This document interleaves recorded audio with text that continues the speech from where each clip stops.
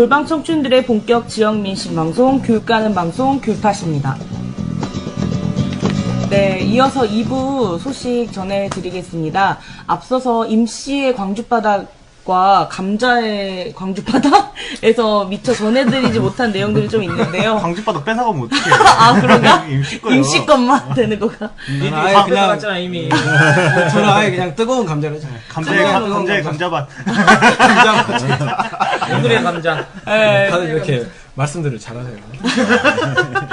오늘 감자가 전해주려고 했었던 소식 중에 좀 별도로 띄워서 이야기를 좀 해야 될 부분이 있어서 2부 때 다루려고 하는데요. 어떤 소식인지 이야기해 주십시오. 일단 최근에 장하성 대통령 비서실 정책실장이 광주시청을 찾아가지고 기자간담회를 했는데 이제 그 내용 중에 광주형 일자리에 대해서 뭔가 지원하겠다 이런 내용이 있어서 와, 대통령 정책실장이 이렇게 지역까지 와서 하는 거 이례적이다. 지역도 출신이 나는 광주형 일자리가 내 이웃에 사는 사람 같아. 너무 자주 나와. 광주형. 네, 광주형. 광주형 우리 PC방 가게. 처음에 하도 윤 시장이 형동생 하고 살아서 그런 건 줄 알았어요. 동생이 10,000명 있다. 맞아. 근데 장하성 실장이 와서 이제 했던 이제 광주형 일자리에 대해서 뭔가 조금 광주시가 좋아할 만한 멘트들을 많이 날렸습니다. 그래서 광주형 일자리는 제가 한 라인이다. 그래서 제가 챙기겠다, 직접 챙기겠다. 뭐 이런 얘기를 하고 뭐 용역 결과가 나오면 이제 올해 추경에 지금 예산이 정부 추경에 반영이 돼 있는데 뭐 이런 거 관련해서 이제 어떤 결과가 나오면 내년에 본 예산에도 편성을 하겠다 뭐 이런 내용이었어요. 그래서 광주시가 이게 문재인 정부에서 적극 지원한다 막 이런 식으로 들떠가지고 보도자를 냈는데 장하성 실장이 근데 아무튼 실제 그런 내용이었는지를 한번 좀 볼 필요가 있다. 이제 좀 그런 부분이고요. 우선 이제 광주형 일자리에 대해서 좀 뭔가 설명을 좀 드려야 될 것 같아요. 아니, 잠깐 광주형 일자리 설명 들어가기 전에 장하성이 광주시장 출마하려고 지금 공들이고 있는 거 아니에요? 네, 제가 볼 때는 이전에 하마평은 많이 고론은 됐는데 쉽지는 않을 거예요. 워낙 지금 노리는 사람들이 많아가지고 아마 차차기 장하성이 광주시장 출마한다 어쩐다라는 이야기는 전 선거부터 계속 있었거든요. 장씨 집안 집안이 좋은 집안이잖아.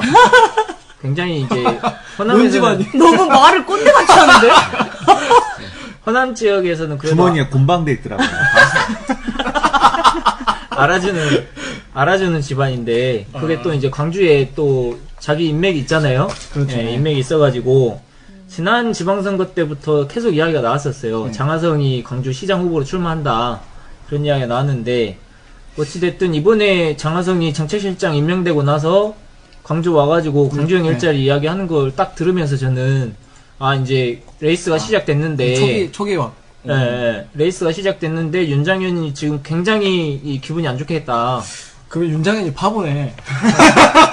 자기 지금 적이 나타났는데 친구가 온 줄 알았어. 자기 자리 노리고 온 건데.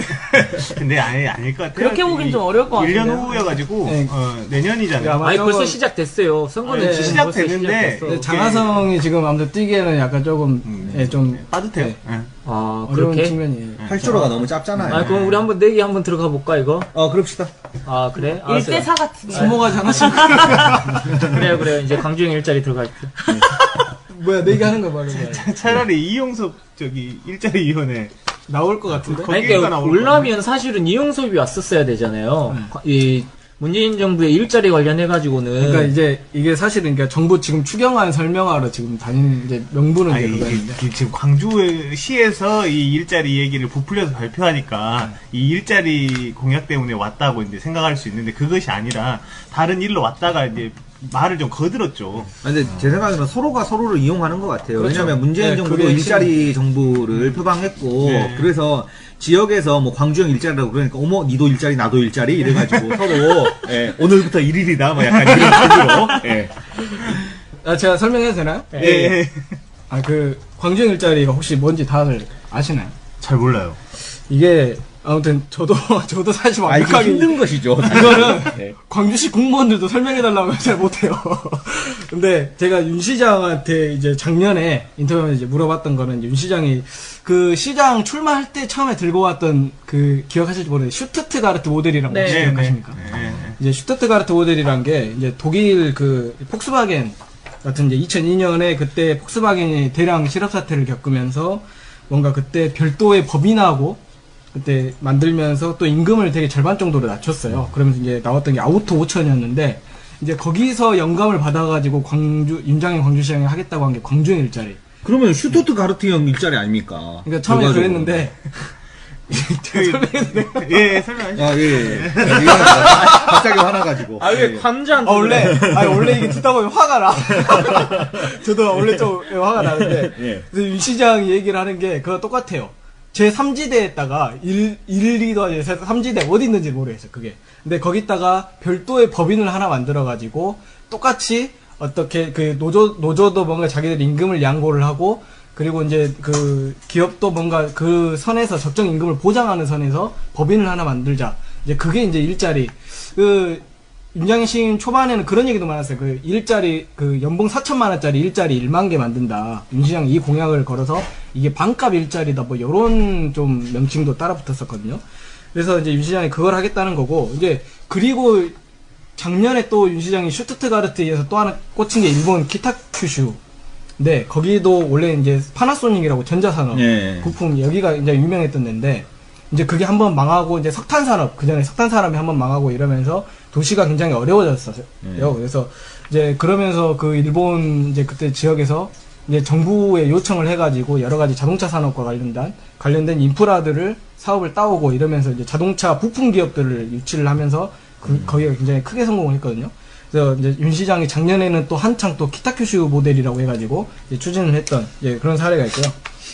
이제 그러니까 자동차 생산 100만 대 생산기지 건설하고 맞물려 있는 거죠. 그러니까 100만 대를 하려면 기업을 유치해야 되잖아요. 공장이 하나 더 근데 들어와야 된다. 기업을 유치해야 되는데 그 기업들을 그냥 원래 그 상태의 어떤 법인과 공장을 그대로 유치를 할 거냐 아니면 거기서 뭔가 변화된 형태의 윤 시장이 얘기하는 제3지대의 별도의 어떤 제가 독립된 법인. 이해한 바로는 삼지대라 말이 삼지대고 용역회사를 하나 만드는 거 아니에요? 그러니까 그 동리모터스 예. 기아 사실 그 얘기가 사실 많이 나오고 제 생각에는 슈투트가르트하고 기타큐시하고 광주가 이어지는 게 결국은 자동차 아닙니까? 네, 그렇죠. 그럼 자동차형 일자리죠. 그렇죠. 자동차 일자리. 근데 또 분리되잖아요. 자동차 100만 도시 그 사업은 사업명 자체도 이제 폐기돼 버렸잖아요. 그렇죠. 이제 친환경차 뭐 부품 클러스터 이런 식으로. 기아에서는 코멘트를 한 번도 안 했죠. 공식적인 코멘트를. 네, 공식적인 거 안 했고 현대차 기아 현대차인데 마찬가지고 이게 비굴한 거예요. 시민사회하고 노조하고 시하고 다 우리가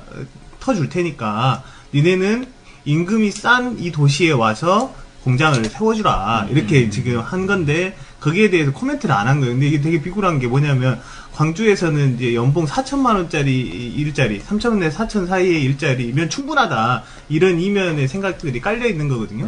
그 말인즉슨 또 이런 거랑 맞물려 있어요. 지금 현재 광주 기아자동차에 다니고 있는 노동자들이 평균 연봉이 8천만 원 정도 된다고 하거든요. 근데 그게 많다라고 공격하고 있는 거하고 저는 다 똑같은 것 같아요. 그 여러 가지 논란이 있는데 그걸 지금 근데 문재인 정부에서 저번에 저희가 얘기했지만 어떤 일자리 추경에 광정 일자리 관련 예산을 반영을 하고 특히 이번에 이제 장하성 실장까지 와서 이제 언급을 하면서 윤 시장이 정말 어깨에 지금 어깨에 힘이 빡 들어갔어요. 아 이게 그 자기가 말한 대로 정말 내가 일으킨 광주형 바람이 태풍이 되겠다.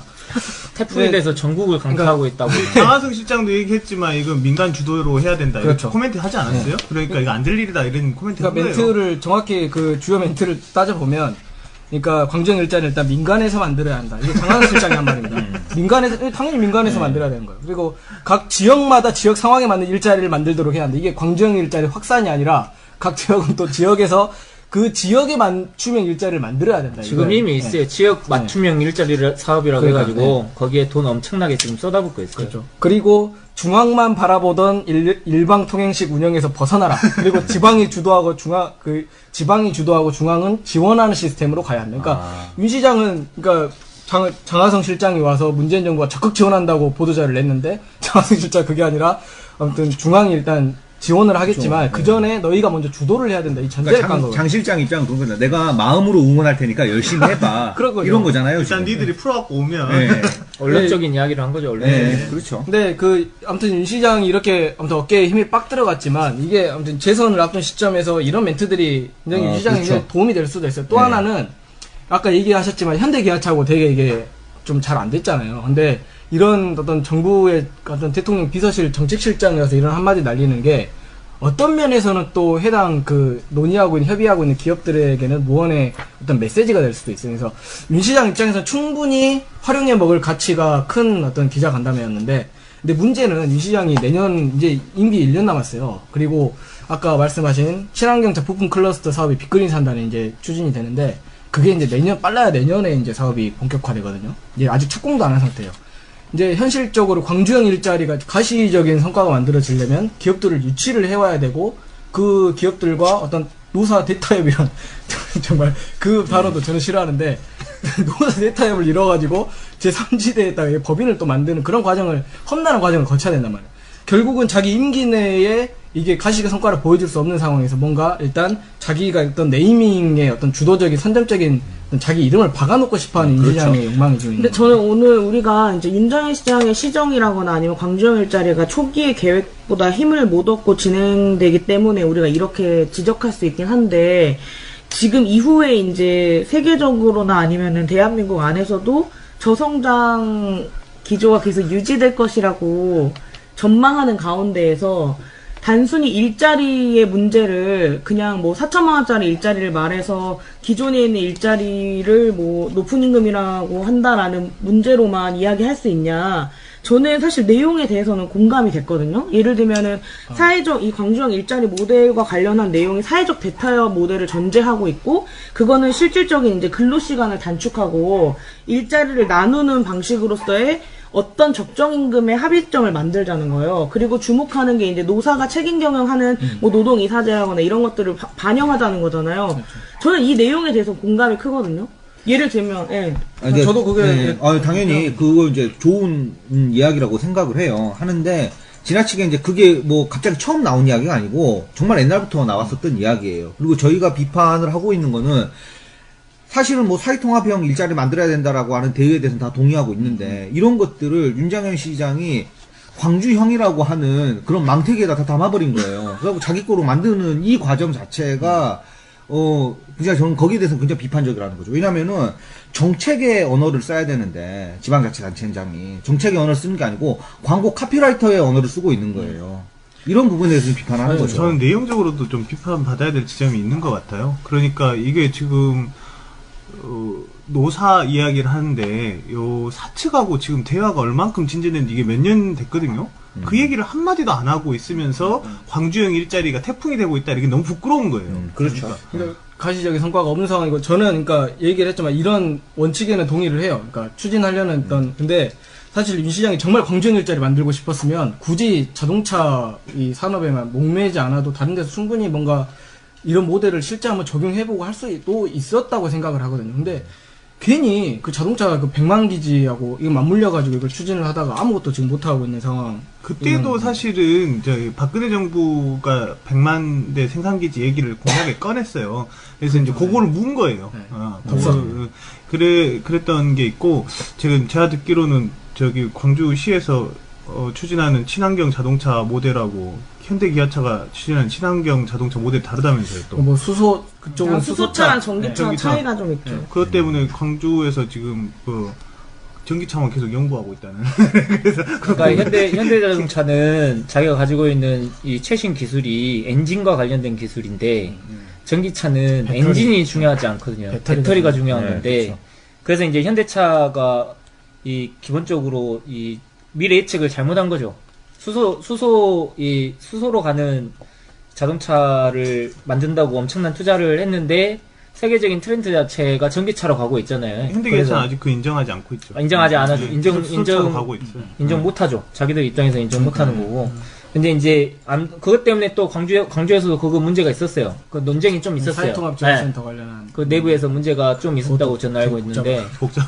광주형 일자리가 방금 이코가 말한 것처럼 망택에다가 여러 가지를 한꺼번에 딱 묶어본 거거든요. 그래가지고 분야가 여러 가지가 있어요. 비정규직을 정규직화하는 문제도 들어가 있고, 또 이 동일임금 동일노동 그것도 들어가 있고, 또 뭐가 되어있냐면 노동시간 단축에 대한 내용도 들어가 있고. 그러니까 어떻게 보면 지금 한국 사회에서 딱 민주당 정도의 이 정책 노선을 가지고 있는 사람들의 일자리 분야 정책, 요것이 복합적으로 다 들어가 있어요. 근데 거기에다가 지역적 특성이라고 이야기할 수 있는 자동차 산업과 관련된 부분도 같이 들어가 있는 거예요. 그러니까 이코가 말한 것처럼 이걸 광주형 일자리라고 말할 수가 없어요. 약간 창피해요. 근데 거기에 이제 자동차가 들어가기 때문에 광주형이라고 말한다라는 식으로 이제 뉘앙스가 변경되는 부분이 있는 건데, 이게 왜 광주형 일자리라고 해가지고 이거 사실 뭐 아까 말했던 것처럼 노동조합 공동 결정 제도도 포함해가지고 다 한다라는 건데, 이게 광주형 일자리가 맞냐라는 부분에 대한 논란은 계속 있을 수밖에 없는 거죠. 광주형 일자리로 묶어 버려야지 나중에 자기가 어떤 성과가 났을 때 전부 다 플러스가 되는 거 아니에요. 그래서 몇 개를 뭐 일자리를 만들었다는 등, 노동시간 얼마큼 줄었다는 등, 총시간 얼마 줄었다는 등, 이런 얘기를 하기 위해서 하는 거니까. 그러니까 정책의 언어 안에 자기 지금 사적 욕망을 너무 강하게 투영하고 있는 거예요. 그러니까 이게 이걸로 끝나면 좋은데, 제가 지난번 선거를 보면서 제가 느꼈던 게 뭐냐면, 광주형 일자리 같은 컨셉의 이 공약들이 남발이 되는 거예요, 지역에.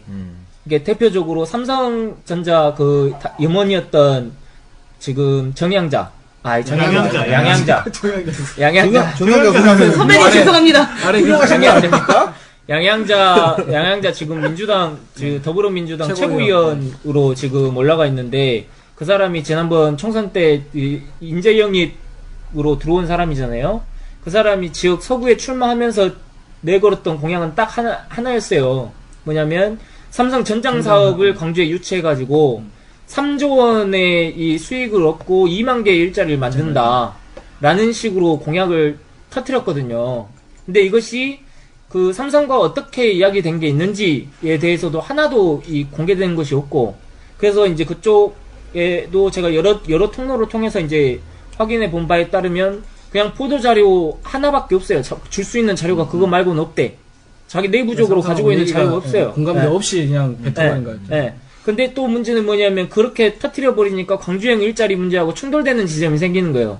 광주형 일자리는 현대 기아차하고 긴밀한 협상 관계에 있어야만 되는 부분이 있는 건데, 갑자기 삼성전장 사업으로 이야기해버리니까, 갑자기 두 거대 기업이 갑자기 광주에서 부딪히는 것처럼 마치 막 그렇게 이야기가 돼버리니까, 이건 제가 이제 드리고 싶은 말은 뭐냐면, 광주형 일자리의 폐해는 선거 때마다 이게 반복될 수가 있다라는 것 때문에 저는 사실 이게 큰 문제라고 생각하는 그리고 거예요. 이제 조금 더 짚으면, 슈투트가르트 모델을 광주로 이식하기 어려운 조건이 뭐냐면, 슈투트가르트에서는 이 부품 기업들이 있어요. 그러니까 그렇죠. 요 폭스바겐이 살게 되면 나머지 이 오래된 부품 기업들이 같이 살아나는 거예요. 중소기업들이 굉장히 독자적인 기술력을 갖추고 있는. 그런데 지금 현재 기아자동차가 공장이 들어온다고 하더라도 부품 기업이 광주에는 없어요. 그 다 수원에서, 지금도 수원에서 이런 데서 다 오거든요. 그러니까 이것이 경제적으로는 딱 기아 자동차에 들어가는 사람들만 혜택을 보게 되는 거고, 또 한편으로는 그렇기 때문에 대기업에 너무 목매고 있는 게 있는 거죠. 그러니까 협상의 조건이 없는 거예요. 야, 너네 이런 부품 기업 없이 너 자동차 만들 수 있어? 이렇게 말할 수 있는 카드가 전혀 부재한 상태로 이제 무조건 혜택 줄 테니까 우리 좀 와줘라고 이제 자본에 아부하는 수밖에 없는 구조이고, 저는 이제 조금 어렵겠지만 중소기업 위주로 정책 지원을 하는 것이 대기업한테 세제 혜택 주는 것보다 훨씬 낫지 않을까. 좀 많이 방향성도 바꿔야 된다. 실효성도 의문이고, 현대기아가 광주 시장의 바람대로 움직이지 않고 있다라는 게 몇 년째 지금 보이고 있거든요. 그러면 앞으로도 어려울 거예요. 삼성도 마찬가지고. 제가 볼 때는 아무튼 윤 시장이 정말 예를 쓰고 있는데요. 광주형 일자리라는 게 정말 말씀하셨듯이 되게 애매하고 이러기 때문에 내년 지방선거 때 분명히 누가 낚아채갑니다.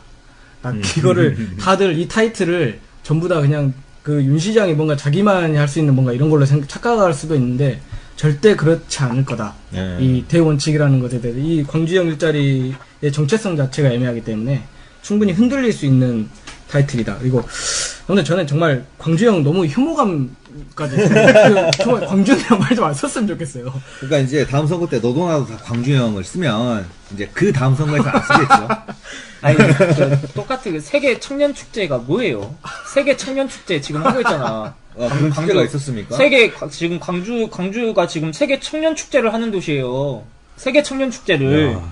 34도인 도시에 그 청년 불러갖고 그래서 물총 축제 나잖아. 물총 축제요? 그거는 이제 좀 다른 카페 건데. 다르긴 하지만. 예. 청년 축제를 그 유니버시아드 대회 때문에 만들어진 대회거든요. 근데 그럼 그냥 청년 축제라고 해. 그냥 세계라는 이름을 꼭 그렇게 붙여야 되겠어요? 이게 약간 컴플렉스를 그러니까 그렇게 왜곡된 방식으로 우리 앞 세대들이 되게 다 갖고 있는 컴플렉스이기도 하죠. 예, 세계에 대해서 뭔가를 한번 얘기해보고 싶은 거는. 예.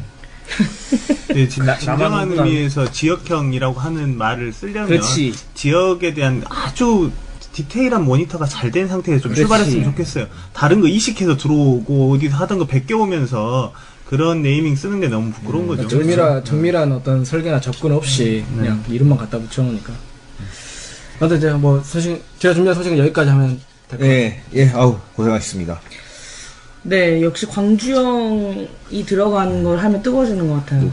감자 기자님이 광주형 전문가. 광주 아웃. 그러니까 광주형 속에는 아웃도 준비. 광주형 일자리 속에는 광주의 그동안의 역사도 그렇고 시민들이 그렇고 지금 어떤 무의식을 찾아 헤매는 여행이라고 해야 될까? 그 광주형 일자리를 파악하기 위해서는 그 존재의 무의식까지 들어가야 돼요. 무슨 말인지 잘 좀 모르겠어요. 무리수였던가. 네, 준비한 소식 하나 더 있습니다. 오늘 두 번째로 2부에서 다뤄볼 내용은요. 고등학교 기숙사 관련한 문제라고 해요. 네네.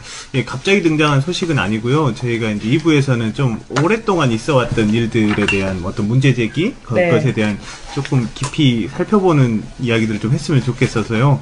광주에 고등학교 기숙사가 있는 거 다들 알고 계시죠? 있는 데도 있고 없는 데도 있잖아요. 34개인가 있어요. 그러니까 굉장히 많은 거고요. 지금 초창기에는 이제 사립학교 중심으로 기숙사들이 이렇게 운영되다가 지금은 공립학교들도 동창회들 뭐 이런 데들이 이제 돈을 모아가지고 학교를 이렇게 만들어 놓은 상태거든요. 기숙사를 만들어 놓은 상태거든요. 그래서 이제 기숙사가 없는 학교는 마치 안 좋은 학교인 것처럼 취급되기도 하고 좀 공부를 그래요. 안 시키는 안 시키는 학교처럼 취급하기 공부 안 시키는 학교가 안 좋은 학교처럼 취급됩니다. 지금 현재 조건 속에서 예, 그렇네요. 현재 조건에서는 그렇네요. 그게 예, 예. 이제 그 지향점으로 보면 좀 다르겠지만 예. 그래서 이제 요 34개라는 숫자가 어느 정도 숫자냐면요. 서울 시내에 또 30몇 개 정도 기숙사가 있거든요. 고등학교. 진짜요? 네. 엄청난 10배가 10배 정도 많은 거죠. 그렇죠. 광주는 더 인구대비하면. 좁잖아. 그러니까 학령 인구가 그리고 적은데도 이게 지금 이 근거리 배정 원칙을 가지고 있는 광주에서 뺑뺑이로 가고 있는데. 예. 그런데 이제 멀리서 오는 경우는 거의 없고 또 한편으로는 지금 광주에 이제 학벌 없는 사회 광주 시민 모임 있거든요. 거기서 이제 문제 제기한 걸로는 기숙사의 선발 기준이 대부분 성적이라는 거예요.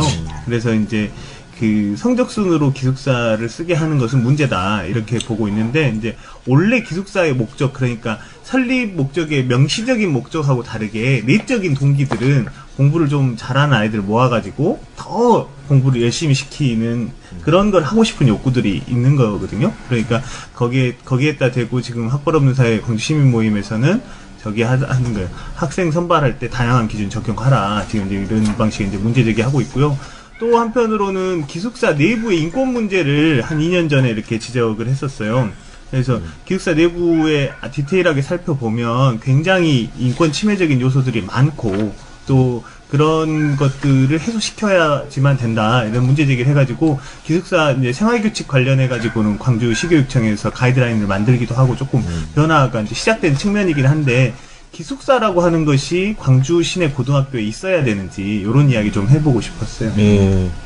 기숙사를 보통 우리가 이제 아까 말씀드린 것처럼 기숙사가 없는 학교는 공부를 안 시키는 학교고 공부를 안 시키는 학교는 안 좋은 학교고 뭐 이런 식으로 이제 얘기를 하는 건데 그러면 이제 대부분 인식이 그렇다라고 하는 거 아니에요. 그래서 이제 기숙사를 들어갈 때 성적순으로 뽑는 것이고 그러면은 사실은 이제 우리가 이런 생각을 해봐야 되는 게 걔가 자꾸 짖어.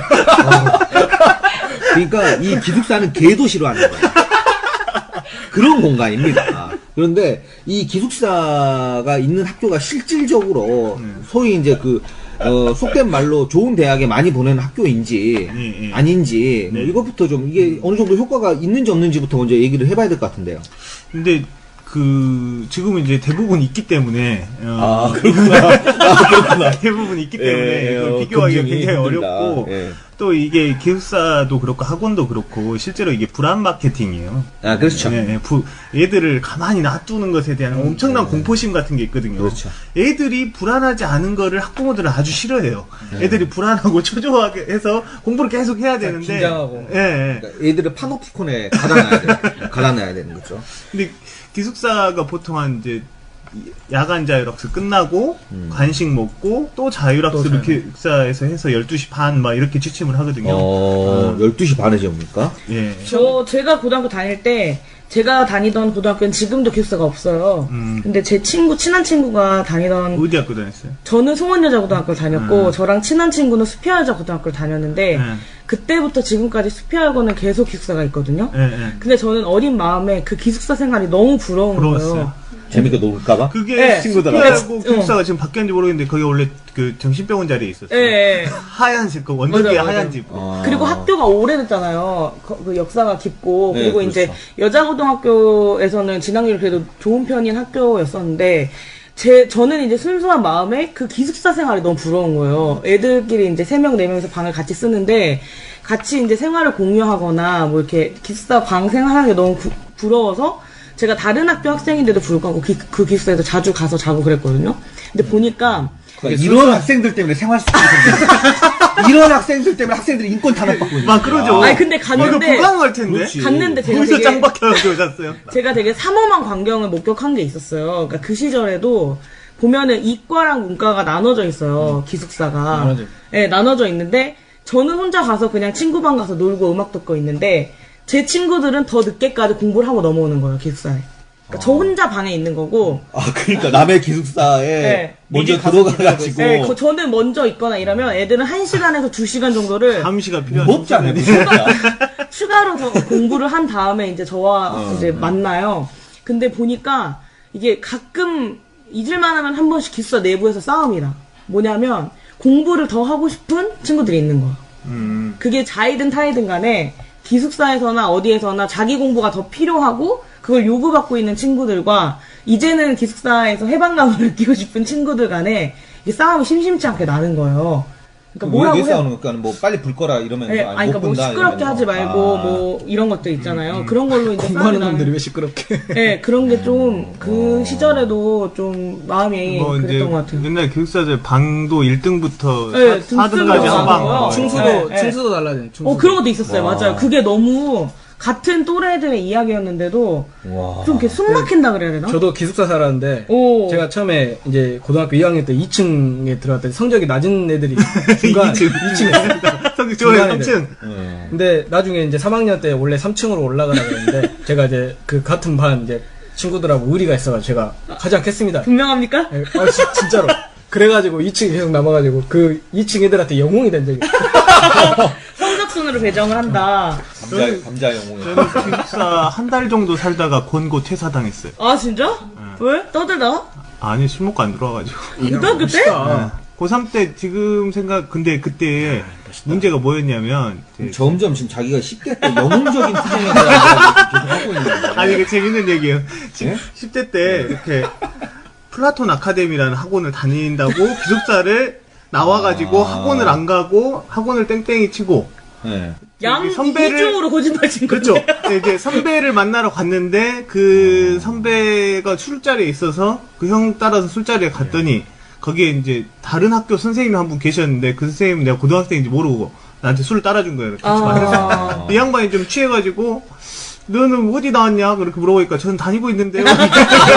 그래가지고. 와, 대박! 그래. 그러면 니네 학교 누구 선생님이냐? 저희 담임선생님, 나 친하지? 그거 막 전화를 해가지고, 니네랑 술 먹고 있다. 막, 우리 기숙사 사감한테도 전화해가지고, 형님 여기랑 내가 술 먹고 있어. 이름이 누구? 막 이렇게 하는 거예요. 근데 저는 어린 마음에 친해서 이제 아무 문제가 없겠다. 계속 술을 마셔도 되겠다. 그래서 마셨는데, 다음날 가봤더니 우리 담임도 안 친하고 기숙사 사감도 지금 몇 년 만에 통화하는지 하는지 모르겠다는 거예요. 그리고 이제 막 난리가 났는데 더 웃긴 건 제가 그 선생님하고 20년 좀 안 돼, 좀 20년, 거의 20년 만에 최근에 교육청에서 만났는데 교육청에 굉장히 고위직이 돼가지고 네, 저만 기억하는 줄 알았더니 그날 저 술 따라줘가지고 사건 났던 그 선생님 지금 교육청에 고위직이다. 누군지 알 것 같아. 대박이네. 이분이셨구나. 이름 언급하면 요즘 같은 시기에 그럼 이름 언급 안 합니다. 안 돼. 궁금한데. 그러니까 어쨌든 기숙사가 제가 느꼈을 때는 최초에 그 청소년시절에 만났던 계급사예요. 기숙사라는 그렇죠. 공간이. 그렇죠. 실제로 우리가 계급이라고 하는 거를 가장 감수성으로 받아들이게 되는 게 학교 입학하고 성적에 따라서 네. 학생들 차별되고 하는 거에서부터 이렇게 받아들이기 시작하는 거잖아요. 근데 기숙사 비용은 또 따로 낼 거 아니에요? 내지 다 학생 부담이잖아요. 학생 부담. 그러니까 저 고등학교 그러니까 얼마나 변태적입니까? 돈을 걷어갖고 얘를 그 돈 낸 사람을 가다 놓는 거야. 근데 제 친구가 완도에서 올라온 친구가 있었거든요. 근데 그 친구는 학교 앞에서 자취를 했어요. 고등학생인데도? 네. 자기 아니 근데 그런 친구가 사실은 기숙사에 들어가야지. 그런 애들 하려고 기숙사 만든 거 아닌가? 그러니까 지금 일부 학교들은 이제 성적 말고 뭐 원거리 통학자나 뭐 사회적 배려 대상자들을 이렇게 조금 일부 한다고 하는데 그것도 그건 진짜 그 안에서 사람 왕따 만들어 놓는 거지. 근데 실제로 이제 들어갈 수 있을지는 모르겠어요. 이게 요 카르텔이 너무 강한데 가령 1등부터 100등까지 들어와라 그랬는데 그래 너네 둘은 저기 성적 바뀐데 들어올 수 있냐? 그건 또 이제 살펴봐야 될 문제고 이 기숙사가 다 그 기숙사비도 내고 또 학부모들이 굉장히 따로 돈 걷어가지고 또 뭐 사주고 막 그러잖아요. 간식 준비하고. 장난 아니죠. 근데 이제 기숙사를 이렇게 보내는 사람은 사실은 학생들이 스스로 원해서 간다라기보다는 학부모들이 권해가지고 네. 자율학습도 그렇고 기숙사도 그렇고 이제 그렇게 보내는 건데 이건 좀 그 지방 도시가 갖고 있는 특징이 있다고 생각을 해요. 네. 그러니까 아주 무슨 잘 가르치는 쪽집게 학원 이런 게 서울처럼 있는 것도 아니고 그런다고 또 그런 고액과외를 받자니 사람들이 이렇게 잘 사는 것도 아니고 그러다 보니까 그냥 만만하게 그래 애들 어디다 묶어놓으면 공부하겠지 라고 해가지고 지금 보내는 거거든요. 그러니까는 이런 그 뭐라고 해야 되지? 그러니까 이 성적에 대한 물신주의가 학부모들 그 밑바닥에 이렇게 깔려져 있고 저는 이 물신주의 플러스 일종의 편의주의도 있다고 생각해요. 어디다 그냥 보내버리면 지들도 알아서 하겠지라는 거 생각하는 거. 예, 그렇죠. 그런 게 있죠. 부모들 좀 마음 편하려고. 예, 그렇죠. 그러니까 저도 기숙사 들어갔을 때 실제로 그러니까 원래 그러니까 저희는 자율학습만 하다가 나중에는 점점 심화반도 운영을 하더라고요. 시간 잡아놓고. 아니 근데 아까 그 기숙사는 아까 12시 반에 취침한다고 그랬는데 그러면 아침에 몇 시에 일어나요? 애들이? 보통 6시. 6시. 산업혁명 때 영국 노동자가 하루에 16시간에서 18시간 일을 했어. 아니 14시간에서 16시간. 그럼 산업혁명 때 영국 노동자들보다 지금 더 많이 하고 있는 거예요. 이거는 그러니까 우리 사회가 변태의 사회라는 거예요. 그러니까 공부에 대해서 글쎄 이게 거의 불가능한 구조라는 거 한 발짝만 떨어져서 보면 알 수 있잖아요. 그렇죠. 하루에 거의 20시간을 앉아서 공부한다는 게 그렇죠. 불가능하다는 우리도 공부를 저기 고등학교 때 강제적으로 묶여봐서 알지만은 책상에 앉아 있으면서 머릿속에 삼라만상이 있습니다. 공부 안 합니다. 예? 다 알잖아요. 근데 그게 효과가 없음에도 불구하고 계속 이 짓을 하고 있다라는 거죠. 그러니까 저 같은 경우는 저희 때는 한창 인터넷 강의가 좀 유행을 해가지고 그렇죠. 예. 공부하다가 인터넷 강의 신청해서 들어가서 거기서 좀 파산 안 되는 것도 보는 친구들도 있고. 그게 뭔가요? 음악 듣는 친구들도 있고. 그러니까 결국은 이제 그 나이 때가 사실은 하고 싶은 게 되게 많은데. 그렇죠. 그래서 저녁 먹는 시간에 주말에는 좀 저녁 쉬는 시간이 길었거든요. 그러면 이제 저나 다니는 학교가 시내랑 가까워, 충량로랑 가까워가지고 밥 안 먹고 빨리 뛰쳐나가지고 뭐 노래방 갔다 오고 친구들이랑 뭐 좀 그러게 됐는데 이게 좀 되게 좀 고통스럽더라고요. 아무튼 갇혀보니까. 광주고등학교 나왔어요? 어디 대학교인데? 말해도 되나요? 충정로 가까운 고등학교. 광주 일고. 광주 일고. 네. 그 광주 일고가 가깝구나. 근데 하나 딱 좋았던 거는 점심에 기숙사생들은 무조건 삼겹살 장어구이가 돌아가면서 나왔어요. 그러니까 토요일에 점심 다른 친구들 기숙사 안 들어간 친구들은 막 밖에서 체육하고 이러다가 기숙사에서 막 삼겹살 냄새 오면 야 창문 열고 한 점 주라 막 이러면 제가 막 약 올리고 막 이런 그러니까 이제 이런 그 피가 끓는 나이에 그렇게 이제 정력에 좋은 장어 이런 걸 먹으면은 학생들이 더 주체를 못하는 거죠. 더 놀고 싶은 거예요. 그렇죠? 예. 근데 또 이제 기숙사에서 맞잖아요. 예. 탈출하려고 제 친구는 저기 비 온 날 탈출한다고 2층에서 이제 안에서 문을 잠그거든요. 가면 이제 돌아다닐까봐. 막 셔터 내려버리고. 그러니까. 그러다가 불나면 어떡해. 아, 실제로 옛날에 사감이 그래가지고 이제 지키긴 하는데 원칙적으로 옛날에 저기 그 여공들 기숙사에서 그거 하는 똑같은 거지. 여공들 미신 문 잠가가지고 기숙사도, 예. 이렇게 그 불나가 거의 죽고 그런 그런 수준이에요. 거잖아요. 그러니까 그래서 이제 네, 친구 그냥 뛰어내려가지고 닭장이구만, 다쳤어. 닭장. 아 그렇죠. 전부 나중 되면 한 2개월만 지나면 전부 어떻게 하면 빠져나갈까 몰래 빠져나갈까 그렇죠. 이 생각만 할까. 저희 때는 좀 다른 기숙사 이야기긴 한데 이거는 지금 다니고 있는 학교의 기숙사잖아요. 근데 저희가 다니던 시기에 그 무슨 7차 교육과정 막 이런 게 유행하면서 수행평가도 잘해야 같은 되고 같은 세대인가? 아니, 죄송합니다. 제가 되게 특별한 것처럼 말해요.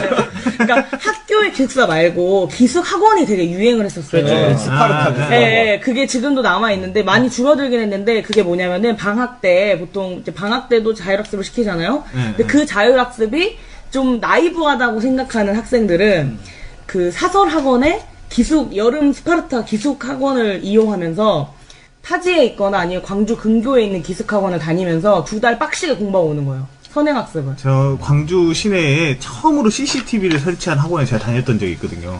근데 그 학원에 그 학원 설명회를 하는데 저는 그 마지막 멘트를 지금도 잊지 못해. 저희 부모님 안 오셨거든요. 엄마를 데리고 오라는 거예요, 학원에서. 나 그냥 저만 갔어요. 근데 다 프레젠테이션을 다 하더니 마지막에 뭐를 본인들한테 맡기라더라? 아무튼 학업은 저희한테 맡기시고 부모님은 생업에 종사하십시오. 아, 나 어릴 때 들었는데 그 멘트가 너무 충격적이었어. 생업에 종사. 근데 그러니까 이게 한국 교육이라고 하는 거를 진짜 딱 이런 식으로 그 말하면 좀 신뢰가 될 수도 있는데 한마디로 요약하자면 성적 파시즘이에요. 사실은 한국 교육이라고 하는 게 그것만을 위해서 모든 가치가 전부 다 유예돼야 된다라는 거죠. 그러니까 그렇죠. 학생들의 인권이라고 하는 것 자체도 사실 완전 사각지대거든요. 우리나라에서 끊임없이 유예돼야 되는 것이고 무시돼야 되는 거고 침묵해야 되는 이런 거기 때문에 여튼 이런 변태적인 거는 진짜 네, 하여튼 뭐 제가 얘기했던 걸 좀 더 할게요. 기숙사 문화에 대해서. 그때 그 아니 안 살아갔잖아. 남의 기숙사 얘기만 나는 한 달 살았어. 아니 나도 살아본 거 얘기할게. 나는 그 사설 학원 기숙사를 다녔던 사람이에요. 근데 그게 이제 되게, 스파르타. 네, 수백만 원을 해요. 되게 비싸요. 그리고 이렇게 될 줄 알았으면 안 보낼 것인데. 그러니까. 근데 여기에는 이제 비밀이 있는데 학교에는 속된 말로 면학 분위기를 해치기 때문에 친구들한테나 담임 선생님이 얘가 사설 학원을 다닌다고 말할 수 없는 거예요. 무슨 말인지 아시죠? 그러니까 얘가 방학 야자를 빼고 다른 학원을 다니기 때문에 우리 학교가 제공하는 자율학습을 빠진다라는 거를 학교 선생님도 허용해 줄 수 없고 그 당사자인 저도 얘기할 수가 없어요. 그러면 뭐 대충 뭐 가족 행사가 있어서 외국에 가야 된다고 한다거나 뭐 아프다고 하거나 뭐 이렇게 거짓말을 해야 돼요. 변명을 어떻게 그렇게 여러 가지를 근데 그거를 이제 예를 들면은 성적 향상이나 뭐 약간 그 상위 클래스에 있는 친구들은 선생님들이 그거를 대충 합의를 해줘. 그러니까 봐준다고요. 그러지. 출석 처리를 해줘. 그러면 그런 친구들은 방학 때 샤샤샥 빠져요. 빠져가지고 막 이렇게 집중 과외를 받거나 사설 학원을 가는데 그 중에 제가 이제 한 명이었던 거예요. 부끄러운 과거인데 지금 갑자기 기숙사 얘기를 하니까 떠오르는데 그때 당시 저는 그 학원을 다녀야 되는 목표보다는 기숙 생활이 너무 하고 싶어가지고. 그러니까 마음이 기숙사. 그 허클베리 핀 약간 그런 느낌이었어. 네. 친구들하고 같이. 너무너무 그게 하고 싶은데, 이제, 입시를 같이 경쟁하기 때문에, 같은 학교 애들이랑 하는 건 한계가 있잖아요. 경쟁 상대로 생각하기 때문에. 그러니까 그 사설 기숙학원이 너무 나한테 매력적으로 다가오는 거야. 일종의 도장 깨기인가요? 네가 제일 잘하니 여기서? 그러니까 뭔가 부모님한테 되게 내가 열심히 공부를 하겠으니까 여기를 보내가고 싶다. 뭐 그리고 약간 상호간에 그런 사인이 맞아서 갔어요. 광주 인근의 어떤 도시에 그러니까 엄청 무슨 뭐 기업의 연수원 같은 데가 이제 비어 있거나 이런 데를 학원이 이제 장기 임대해요. 그렇게 해가지고 학원 시스템을 싹 다 구축을 해요. 그래서 뭐 강의실 그리고 모르던 시장이네 이거. 네, 잘 수 있는 뭐 환경도 이동식이야. 전부 다 있어요. 그러니까 예를 들면은 뭐 최대 한 500명 정도가 수용이 가능해요. 그럼 예를 들어서 우리가 흔히 말하는 그 유명한 대성학원, 무슨 뭐 양령학원 뭐 이런 것처럼 전국 브랜드 학원들 있죠. 저는 이쯤에서 의심스러운데요. 빼빠가 어디 다른 기관에 구속됐는데 지금 자기 기억을 조작하는 거 아니야? 아니! 어릴 때 아니야. 그게 정신 학원이 치료를 위해서. 호구아트 아닙니까? 아니야. 진짜로 그런 이제 진짜 유명한 전국 브랜드 학원의 스파르타 기숙학원이었어요. 근데 거길 갔어요. 근데 진짜 그때는 재밌었는데 종로학원이구만. 그런 비슷한 전국 브랜드였어요. 근데 제가 충격적인 게 그땐 진짜 재밌게 했었거든요. 근데 그 모든 것들이 다 파시즘이에요. 예를 들면은 군대에 그 조교 같은 사람이 있어요. 진짜 썩을. 네. 우리 수련회 갔을 때 그런 인간들 나오잖아요. 맞아요. 근데 그 교실에는 두 가지 역할을 하는 선생님들이 별도로 있어요. 그러니까 담임이 2명인 건데요. 한 명은 생활 담임이고 한 명은 교과 담임인 거예요. 생활 담임은 함께 합숙하면서 이 애들의 모든 생활과 연애 관계부터 시작해서 고충 처리까지 다 책임지는 생활 담임이 있고 이런 분들은 보통 나도 고충처리 누가 해줬으면 네, 좋겠다. 이런 분들은 보통 이제 나중에 가서 알아보니까 해병 출신이거나 군 조교를 했었던 사람들을 군대장, 약간 서대장 가산점으로 뽑아요, 진짜로. 그래서 제 담임도 해병대 출신이었어요. 그리고 교과 담임은 뭐냐면은 이제 실제 성적 관리나 교과 담임을 해준 사람하고 합숙을 같이 하질 않아요. 근데 이 생활 담임의 존재가 정말 무서운 게 일거수일투족을 다 알아요.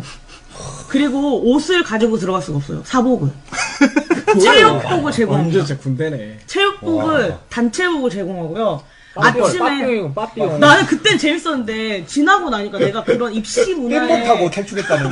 아니 그 얘기도 해드릴게요. 제가 이 진짜 까봐, 진짜 까봐. 제가 이 진짜 탈출 많다는 제가 이야기. 맞아 이 입시 과목에 엄청난 피해자였던 생각이 드는 게 제가 그 나중에 이제 그걸 자각하게 된 건데 얼마나 웃기냐면은 아침에 구보 있죠. 구보랑 PT 체조 이런 걸 해요. 나는 그때 열심히 공부하기 위한 어떤 체력 단련으로 인지했지만 뒤늦게 생각하면 그 군대식 문화거든요. 그러니까 아니 저기 남도학숙이라고. 알아요. 거기도 남도학숙. 옛날에 그걸 지금 안 했어요. 하잖아요. 네, 그걸 거기는 했어요. 완전 빡세게 돈 주고 그걸 배우는 거잖아요. 그러니까 예를 들면은 6시에 무조건 기상이에요. 안 일어나면 이제 다 때리러 들어와. 남자, 여자 숙소 이런 개념 없고 무조건 다 들어와서 무조건 나가야 돼요. 그러면은 PT체도 하고 일단 잠을 깬 다음에 다시 들어가서 씻고 나와야 돼. 얼마나 디테일하게 이야기할까요? 이거? 아니, 하여튼 그랬는데 그 아까 탈출 얘기도 아니 나 있었던 근데 나 게 빠져들고 있어. 아니 이게 진짜 입시 지옥인 게 거기가 사실 제가 지명을 말해야겠습니다. 그러니까 전북 김제거든요. 김제까지 전북 김제에 이게 지옥이야 지금. 전북 김제에 엄청난 평야가 있잖아요. 그 평야 한가운데 김제평야. 엄청나게 멋진 건물이 있거든요. 김제평가 있지. 엄청 멋진 건물이 지어져 있고 거기서 탈출을 하면은 그 기숙사 건물 옥상에서 사방팔방이 다 보여서 도망갈 수가 없어. 아카트레즈요? 아 진짜 도망갈 수가 없어. 그리고 마을에 있는 그러니까 그 기숙사랑 가장 짧은 거리에 있는 슈퍼 있죠. 슈퍼와 몇 군데 상점이랑 여기가 제휴가 맺혀 있는 거야. 한통속. 그러니까 애들이 도망가서 처음에 딱 도달하는 지점 있죠. 네. 그러면 전화 와요. 거기서 자연스럽게 여기 2명 또 왔네. 이렇게 전화가 와요. 그러면 학원에서 차를 타고 그냥 와서 데리고 간다니까. 무섭다 진짜. 마파도. 그 옥상 아니 앉아서 얘기해. 앉아서. 기숙사 건물에서 여기 김제평화가 360도로 다 보이고 애들이 어디까지 간다가 다 보이는 거예요. 지금 빼빠가 일어섰습니다.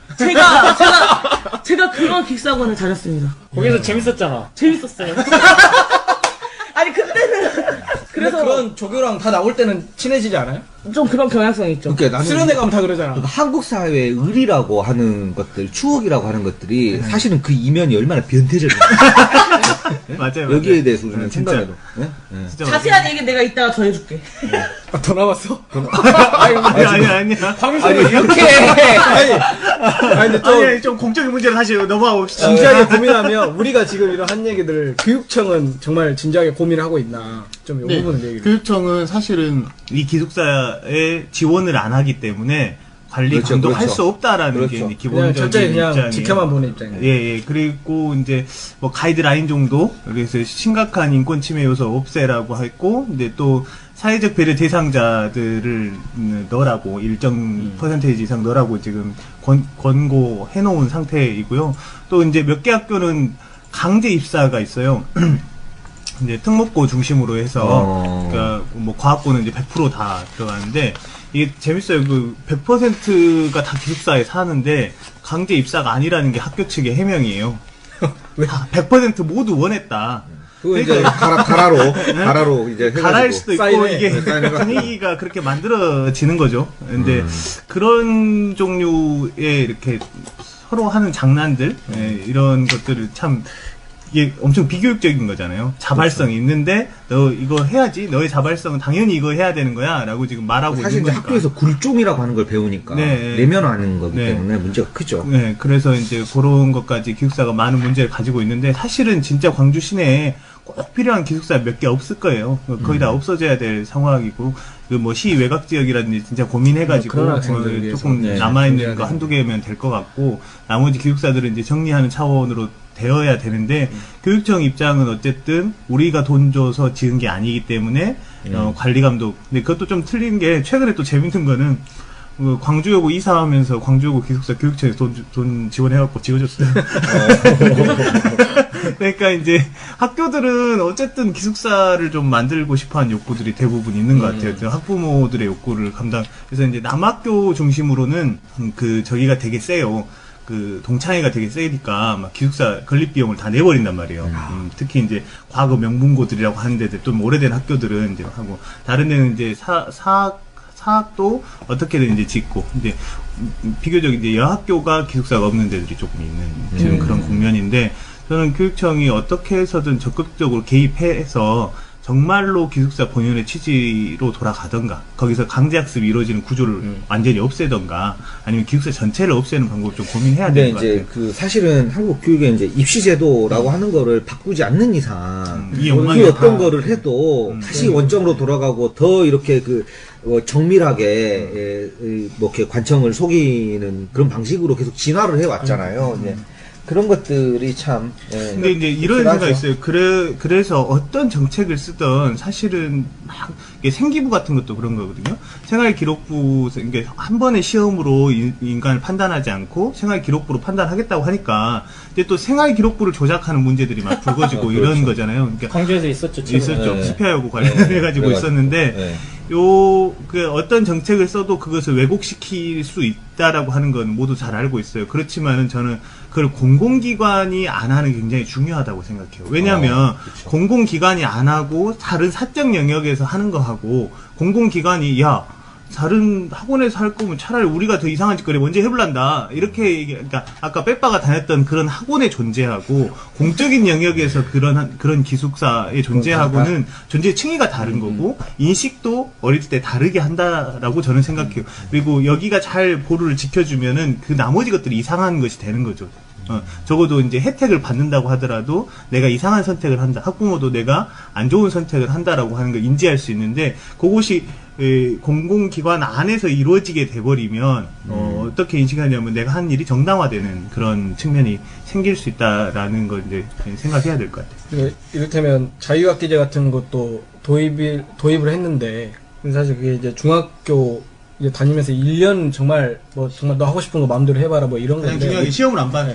다시 결국은 돌아오잖아요. 다시 돌아와서 학업에 오히려 학부모들이나 학생이나 다 걱정하는 거 그 1년 동안 사실은 그 1년 쉬었는데 아까 말한 그런 학원 보내면 어떻게 또 1년 쉬는데 학원들이 적극적으로 마케팅을 활용했어요. 네. 자유학기제라고 놀면 안 됩니다. 그러니까 오히려 그러니까 그런 틈을 이제 원래 그런 취지하고 다르게 그런 그리고 사실은 뭐 돈 있는 집 자식은 어학연수 가는 거고 중산층들은 그냥 종합학원 가는 거고 돈 없는 데는 보수학원 가는 거고 뭐 이렇게 되는 거 아니에요. 그렇죠. 거기가 이미 고쳐가 됐죠. 네.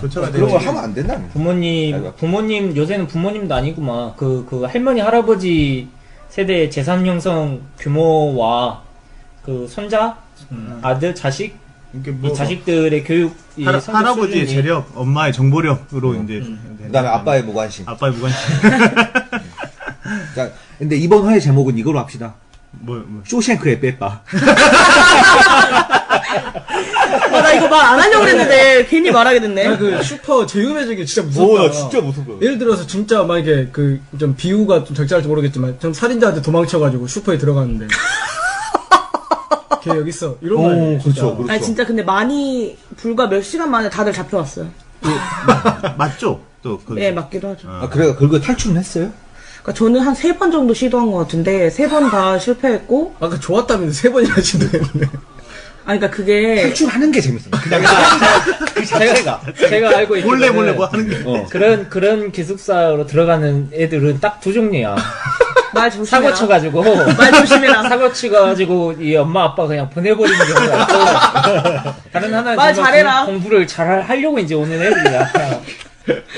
제가 더 디테일한 얘기는 방송 끝나고 해드리도록 하겠습니다. 네, 기대됩니다. 아 그러니까 저희 뭐 남자방에 들어가고 막 그랬어요? 뭐 흥미진진한 이야기.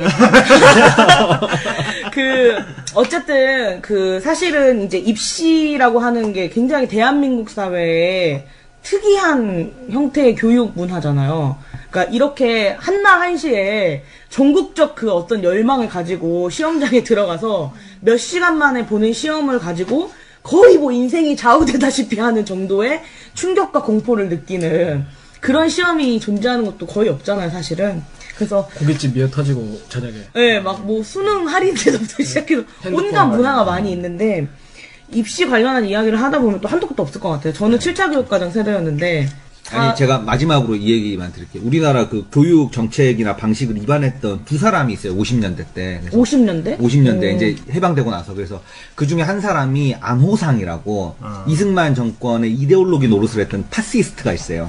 안호상이 있고 그 다음에 오천석이라고 이 사람은 좀 자유주의적인 교육관, 미국식 교육관을 이제 이식하려고 했었는데 이 두 사람이 라이벌이었어요. 근데 오천석이 나중에 이런 얘기를 했어요.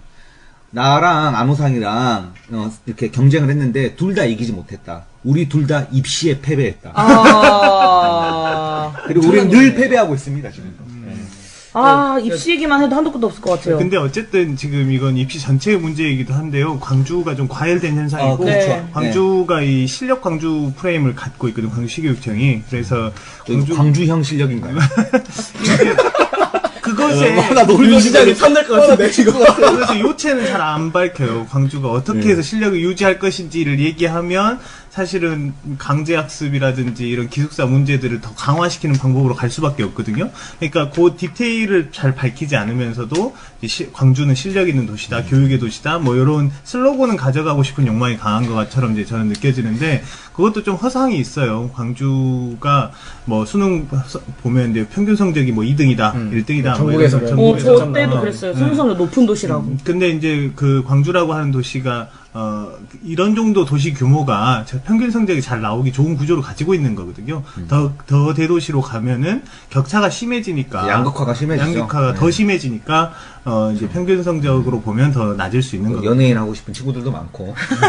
그러니까 저 청소년 시절에 그런 이 두 가지 이야기가 있었어요. 하나는 수능 성적이 제일 높은 도시다. 뭐 이런 거. 공부 잘한다, 광주가. 두 번째가 청소년 자살률이 높다. 자살률 1위였어요, 1위. 네, 그 두 가지 이야기가 저한테는 굉장히 뭔가 굉장히 충격적인 진실로 다가오는 거예요. 그러니까 제가 예전에 들었던 얘기 중에 참 이제 서글픈 얘기인데요. 어떤 선생님이 자기 학교 학생이 하나 이제 자살을 한 거예요. 오전에 자살을 하니까 이 학교는 추모 분위기로 가는 게 아니라 빨리 서류 정리를 하는 거예요. 혹시 서류 미비가 있을까봐. 근데 그걸 정리하는 교사들도 슬프죠. 왜냐하면 이제 막 감사 오고 막 그럴 거 아니에요. 그러니까 뭐 출석부며 뭐며 이렇게 미진한 게 있을까봐 학생이 죽었을 때 제일 먼저 해야 되는 그런 작업을 이제 시작하는 거예요. 그러니까 엄청나게 무시무시한 일이잖아요. 그 관계가. 근데 물론 이제 또 한편으로 그 학교 운영자 입장에서는 거기서 뭔가 나오기 시작하면 이제 또 깝깝한 일이기도 하고요. 자기들도 책임질까봐. 책임질까봐. 그런 게 겨우 그 입시제도의 왜곡 혹은 학교가 갖고 있는 여러 가지 모순들이라고 하는 게 인간성을 얼마나 그렇죠. 폐쇄시키는가. 또 그런 걸 보면서 잘할 건데. 그렇죠. 입시지옥 대한민국에 대해서 한번 특집을 해야 될 것 같습니다. 별로 동의가 없네. 지금 아니, 사설학원이 아직도 존재하나? 하죠. 있죠. 아니, 우리 그러니까 헬조선 특집으로 해서 일부 입시 뭐 이런 식으로. 그렇게. 이제는 저 기숙사 얘기 나온 김에 그 다음에 이제 대학생들의 주거 얘기도 좀 해보면 재밌어요. 네. 저는 근데 대학생 때는 오히려 기숙사를 다니고 싶었거든요. 왜냐면 택시비가 너무 아까워가지고 술 먹고 집에 들어가 너무 이제 집이 저는 이제 송정리인데 이게 너무 택시비만 모아도 진짜 친구 자취방에서 자면 되잖아요. 그러니까 나는 그때 자취했는데 우리 집 키가 7개였어요. 애들이 다 복사해갖고. 천사의 집.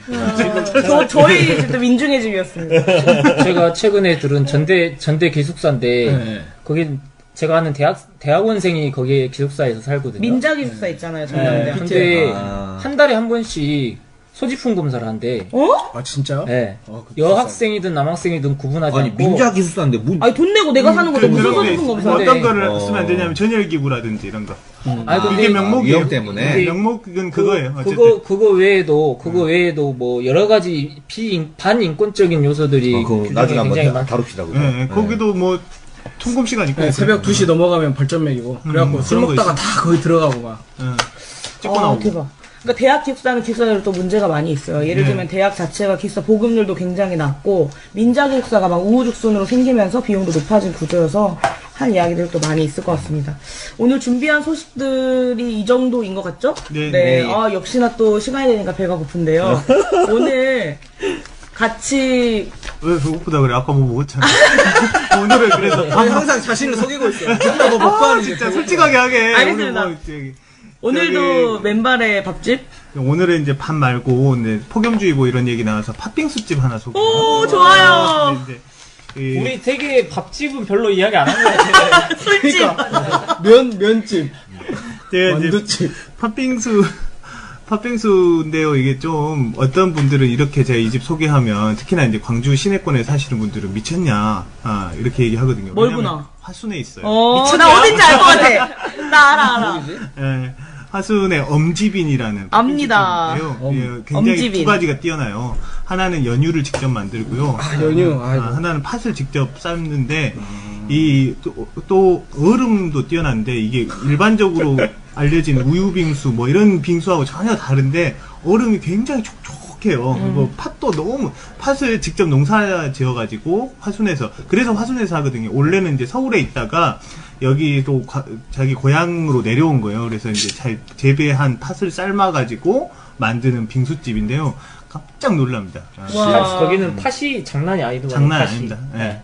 팥 무슨 빵도 팔던데. 네, 팥. 그것도 진짜 맛있던데. 지금 같아서 팥빙수를 뭔가 몸에 뿌리고 싶지 얼음을 뒤집어 쓰고 그래서 엄지비 저기 시간 너무 내서 더워서. 가시는 거 절대 그 시간 아깝지 않으실 거예요. 가면 진짜 좀 깜짝 그래 놀라요. 감자에다가 팥빙수를 딱 거기 떡도 맛있잖아요. 네네, 떡도 맛있어요. 인절미? 예. 아, 너무 가고 싶네요. 연유에 적신 인절미 이런 거 팔거든요. 네. 네, 오늘 맨발의 밥집은 밥집? 맨발의 간식집은 화순에 있는 엄지빈입니다. 오늘 밥 대신 먹으러 갈 건 아닌 것 같고 더운데 생각나실 때 화순의 엄지빈을 찾아서 가시면 좋을 것 같습니다. 광주에 사실 유명한 빙수집 하면은 궁전제과 딸기빙수가 저희 시절 때는 거의 킹 오브 킹이었는데 공전제가 배달을 해주죠. 이제 배달 아니 배달을 경명동에도 괜찮은데. 시간대가 있어요. 몇 시 이렇게 하면은 그 시간대에 이렇게 돌아주는데 엄지빈에 비하면 얼음 너무 퀄리티 차이가 많이 난다. 이렇게 볼 수 있어요. 네, 드디어 빙수의 계절이 왔다. 다음번에 또 빙수 특집 한번. 뭐 말만 나오면 다 듣지. 네, 어쨌든 오늘 저희가 준비한 모든 소식은 여기서 마무리해야 할 것 같습니다. 날씨가 굉장히 더워지고 있는데요. 청취자 여러분들도 건강 유념하시기 바라고요. 저희 귤팟에도 에어컨이 설치될 그날을 기다리며 다음 주에 뵙도록 하겠습니다. 저희 귤 까는 방송 들으실 분들은 팟캐스트 팟빵이라고 하는 프로그램을 이용하시면 되는데요. 귤팟 그리고 귤 까는 방송 검색하시면 됩니다. 그래서 들어오셨을 때 스트리밍보다는 다운로드 해주시는 게 좋고요. 좋아요 버튼, 구독하기 버튼 꼭 좀 부탁드리겠습니다. 후원하시고 싶으시면 저희 팟캐스트 팟빵에 들어오시면 후원하기 버튼이 있는데요. 편안하게 후원하실 수 있으니까 참여해 주셨으면 감사하겠습니다. 저희는 내일도 최선을 다하겠습니다. 기다리고 있었어. 갑자기 치고 들어. 네, 기다리고 있었어. 그럼 저희 귤 까는 방송 오늘 여기서 마치도록 하겠고요. 다 같이 인사드리겠습니다. 고맙습니다. 고맙습니다.